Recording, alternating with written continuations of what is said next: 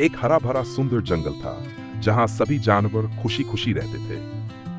वहां एक नन्ही सी चतुर गिलहरी रहती थी जिसका नाम था चुनचुन। चुनचुन बहुत तेज, होशियार और मेहनती थी। वह हर दिन पेड़ों से कूदती फांदती और अपने लिए खाना इकट्ठा करती। समस्या की शुरुआत। एक दिन जंगल में तेज आंधी और बारिश आई। चुनचुन का खाना और घर सब उड़ गया। वह बहुत दुखी हो गई।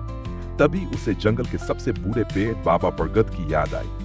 कहते हैं कि बाबा बरगद सब कुछ जानते हैं। चुनचुन दौड़ती हुई बाबा बरगद के पास गई और बोली, बाबा, मेरा घर उड़ गया, अब मैं क्या करूं? बाबा बरगद ने धीरे से कहा, डरो मत बच्ची, मैं तुम्हें एक जादुई बीज देता हूं। इसे सही जगह पर बोना और देखना क्या होता है। लेकिन याद रखना, इस बीज को प्यार और धैर्य चाहिए। चुनचुन ने बीज लिया और जंगल के एक शांत कोने में जाकर उसे बो दिया।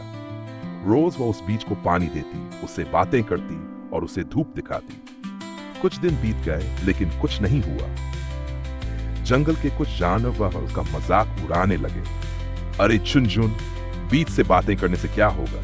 ने हार नहीं मानी। वह हर दिन विश्वास से बीज की देखभाल करती रही। फिर एक दिन अचानक बीज से एक नन्हा पौधा निकला। चुनचुन की खुशी का ठिकाना नहीं रहा। पौधा धीरे धीरे बड़ा होता गया और कुछ ही महीनों में वह एक बड़ा पेड़ बन गया। लेकिन यह कोई साधारण पेड़ नहीं था।